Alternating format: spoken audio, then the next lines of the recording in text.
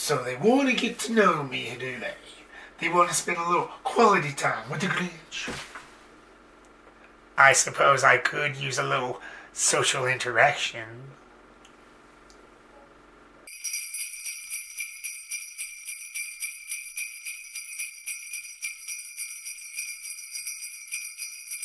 What's going on, guys, and welcome to another reputation video.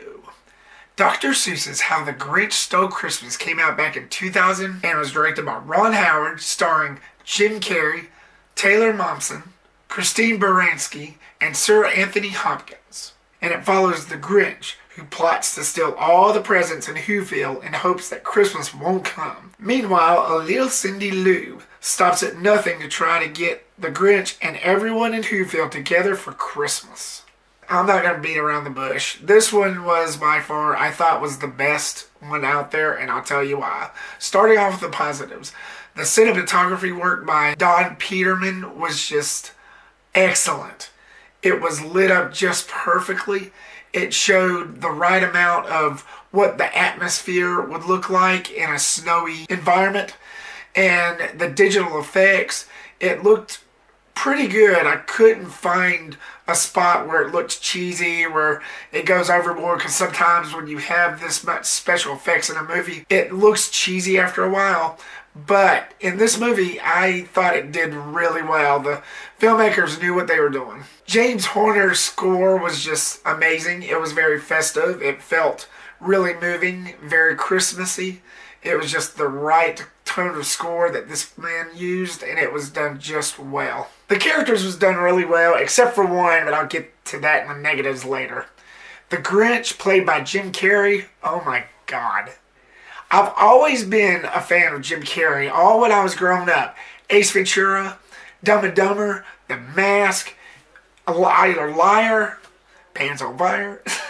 He was my idol before all this other mess with him came up. Now he's like just small time, which is sad, but you know, it is what it is. But Jim Carrey's portrayal of the Grinch, I thought was just gold. And I thought they casted the perfect person to narrate this, Anthony Hopkins. He is a wonderful, terrific actor. He is best known for his part as playing Hannibal. But in this, when he narrates, I felt like I was listening to an actual story because he got one of those voices that resonates with you. So I thought that was a really good casting choice. Taylor Momsen was just excellent. She was this little girl who wanted to get to the bottom of who the Grinch was and why he was the way he was. And that's what I loved about this. She wanted everybody to get together for Christmas, including the Grinch. She didn't want to leave anybody out. And to me, that's just amazing. We have all this leaving people out and not including others just because they're different. That's what I love about this movie. And it's a true testament to my heart as well, because I'm different. I've got a disability. I've never had to put up with bullying to that extent what the Grinch did in this movie. But if I did, perfectly relatable. No matter how you put it. I don't know why a lot of people are downing this movie, because it had a lot of heart. I mean, everybody's saying, well, it's an insult to the original 1966 class. Well, that's your opinion. I welcome all opinions, and I accept it all. But I really don't think this movie should get the hate that it's been getting. Because I've been hearing a lot of bad reviews on it, especially when it first came out. Of course, it's 18 years later, so who knows. Maybe y'all changed y'all's mind. I don't know. I hope y'all did. Because I really like this movie, and it's by far, I thought, was the best Grinch story out there, next to the original, of course. The direction by Ron Howard was just genius. Ron Howard is a really excellent director.